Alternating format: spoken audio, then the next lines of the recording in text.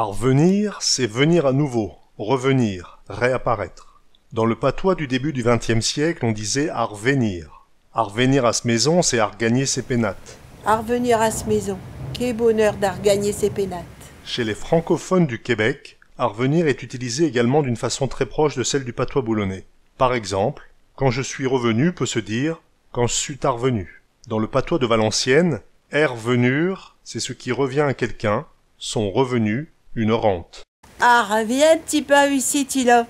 Hardi-le meuleux. Reviens, redis-le-moi en face si tu as du courage, c'est une menace, un défi. Eh ben lui, il sait pas ce qu'il n'y revient. Eh bien lui, après ce qu'il a fait, il ne sait pas ce qu'il attend. Il ne paie rien pour attendre. Je vais vraiment lui dire ce que je pense. Ça m'en revient comme du boudin. Ça m'en revient comme du boudin. C'est avoir des renvois quand on a du mal à digérer un aliment par exemple. Oh, bah rien, ti. Ça t'en revient comme du boudin. Veut dire également avoir une idée ou une rancœur qu'on n'oublie jamais et qui revient toujours à l'esprit. On ressasse des idées mesquines, on se plaint. Ça t'en revient comme du boudin, là. Rien. Dans une revue, Jean-Pierre Coppin disait « Mais je suis comme le boudin. J'en reviens toujours à chez eux. Se rappelle-toi toujours des têtes. C'est-à-dire, tout le monde me reconnaît. Alors, à revient, c'est à revenir, bien sûr. Alors, à revenir, c'est aussi dans le sens se rappeler. Hein, quelque chose qu'on a échappé dans le mémoire, s'il vient de m'arriver, on dit ça m'en revient. Hein, quand on réfléchit à quelque chose, puis ça vous en revient. Mais c'est aussi des remontées qu'on peut avoir quand on a mangé. Hein, du boudin, par exemple, c'est vrai que du boudin, il y a beaucoup d'oignons à l'intérieur, tout ça, et ça revient un moment après. Hein, ou si on mange de l'ail ou un truc comme ça. Et là, ça vous en revient. Hein, ça remonte dans des reflux qui font... alors des arflux, puisque le RE devient R. Et puis, à revenir, c'est revenir à sa maison, bien sûr. Hein. Et puis aussi, ça peut dire quelquefois, il a un air qui m'en revient pont. Hein, ça veut dire que là, c'est un air qui plaît pas. Hein, à revenir, c'est ça. C'est quelque chose qui plaît, et si ça plaît, ça va, mais si ça revient pont aux gens, hein, en général, là, pas du tout d'accord avec. Pauvre fieux, il est revenu, hein. Il est revenu tout près, hein. Ils vont passer long, hein. Il a failli mourir, il est passé près de la mort. Si quelqu'un vous demande des nouvelles d'une personne décédée depuis longtemps, vous pouvez lui répondre « Si on lui demande, il revient demain. Oui, ce style-là, il est prêt à revenir. » C'est une façon de répondre par antiphrase qui n'est pas prêt de revenir. « Je peux pas en revenir. Je n'en reviens pas de ce qu'il a pu faire. Je n'en reviens toujours pas. » Si les morts, ils en reviennent te pont, c'est qu'ils sont bains. Si les morts, ils en reviennent de pont, c'est qu'ils sont bas. Hein? Signifie que les morts sont bien là où ils sont. Une petite grand-mère, si elle a le pouvoir venir, quoi qu'elle dira. Si seulement je pouvais revoir ma grand-mère vivante. Oui, mais tout ça, c'est pas grave. Hein. De l'argent, on en revient. Signifie qu'on peut se désintéresser de tout, même de l'argent. Car on peut survivre à des problèmes d'argent. Si quelqu'un vous demande machinalement « ça va », vous pouvez lui répondre « Pour aller, ça va. C'est pour en revenir que ça ne va pas. » C'est une façon amusante de répondre à une phrase que l'on dit sans y penser et de fixer l'attention de son interlocuteur. Cette phrase est entendue sur le port ou dans la basse ville de Boulogne, car quand on descend des quartiers en hauteur de Boulogne, ça va. Par contre, pour remonter, là ça ne va pas. Quelqu'un qui descend du quartier de Saint-Pierre pour aller sur le port peut dire « Pour aller, ouais, ça va, mais c'est pour en revenir. » Oui. T'en reviendras avec des pilotes à cul. C'est-à-dire tu reviendras défait, bredouille, gros gens comme devant, la tête basse, c'est être honteux comme un enfant qui aurait la crotte au cul. Quoi, t'en reviendras avec des pilotes à cul.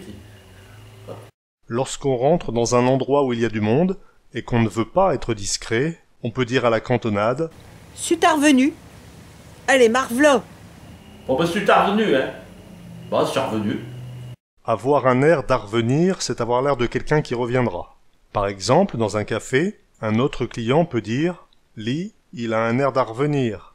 Il sous-entend par là que, vu sa tête, il reviendra très probablement au café. Il s'en va avec un air d'arrevenir.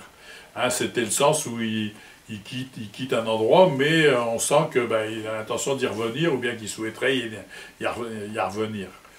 En Belgique, dans la partie wallonne, à côté de Tournai, une bière artisanale a comme nom « à revenir ». On peut penser que lorsqu'on en boit, on en revient en boire une autre. Et une expression qu'on utilisait souvent avant dans les gares. Quelqu'un qui demandait un billet aller-retour, il disait « je veux un billet aller et un à revenir ».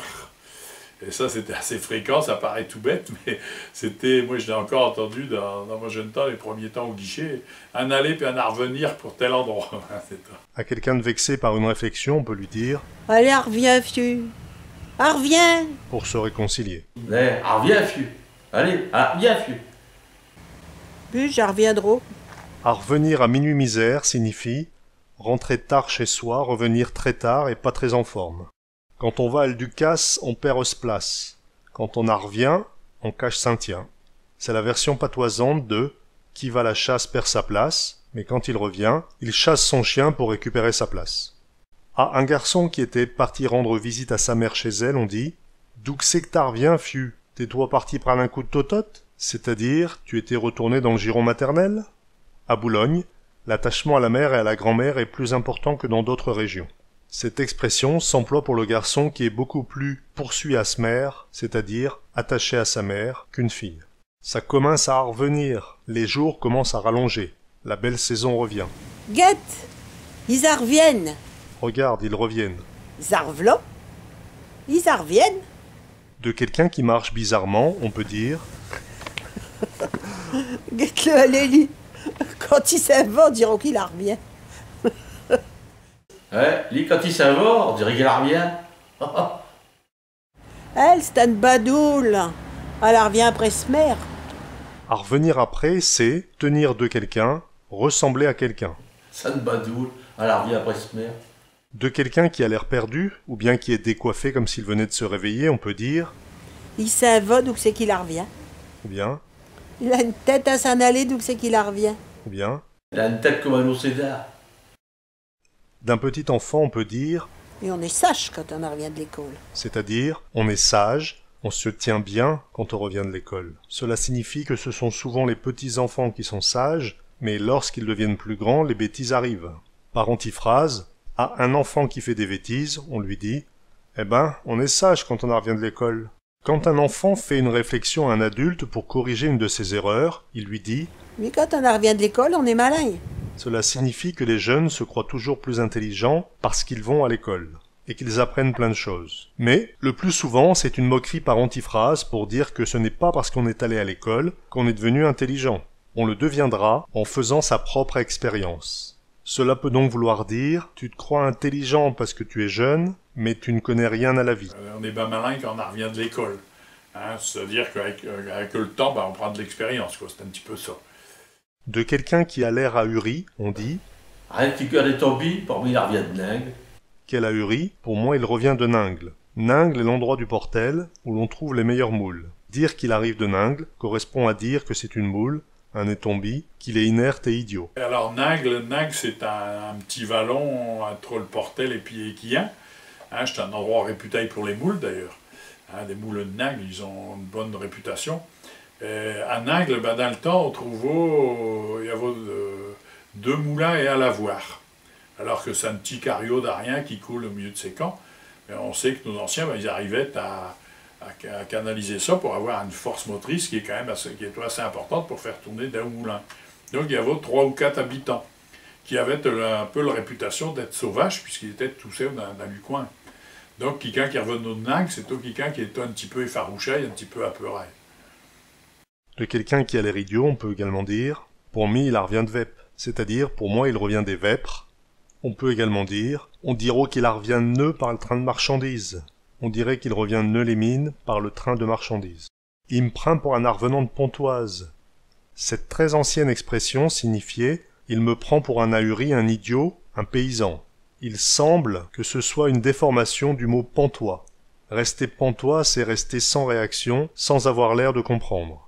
À Boulogne, il me prend pour un arvenant de Pontoise signifie il me prend pour Crésus, pour quelqu'un de riche. Le marché de Pontoise étant très réputé, on peut penser qu'un paysan qui revenait de Pontoise avait très bien vendu et donc s'était bien enrichi. Il reviendra de Berck avec Saint-Bure signifie il reviendra riche de Berck. Pendant très longtemps, le beurre fut synonyme de richesse. L'expression faire son beurre signifie faire des bénéfices, devenir riche. De quelqu'un qui vit sans s'en faire, qui ne se rend pas compte des difficultés de la vie, on dit « On est parti comme un 14, on en reviendra comme un 18, avec le tête sous le bras ». C'est une allusion à la guerre de 14-18, où les soldats partirent la fleur au fusil, et qui fut une hécatombe avec des millions de morts. Tout ce qui tombe dans nos tinettes, un jour ou l'autre, ça reviendra bien dans nos assiettes. C'est-à-dire que tout ce qui tombe dans les cabinets, un jour ou l'autre, reviendra dans la nourriture par les légumes. C'est une allusion au fait que les déjections servent à enrichir le sol pour faire pousser les légumes et les céréales. Le tinette, c'est ce qu'on appelait ici, quelquefois dans le quartier, et dans pas mal d'endroits, chez tout ce nom-là qu'on donne, c'est le seau qu'on a dans les cabinets. Et ce seau-là, ici on l'appelait le Jules, mais c'est souvent une tinette. C'est une tine, un seau, un vulgaire seau qu'on met dedans. Et puis ces seaux, il fallait bien s'en débarrasser parce que ici on va le jeter souvent dans le port, mais à la campagne, on le met dans le gardin et ça servait d'engrais. Donc on disait tout ce qui passe dans le tinette, un jour ça t'en reviendra parce que effectivement ça servait à faire pousser un petit peu plus fort les légumes qu'on pouvait mettre dans le gardin. Oh, Ariette, figure des Toby. Toby, il revient dingue.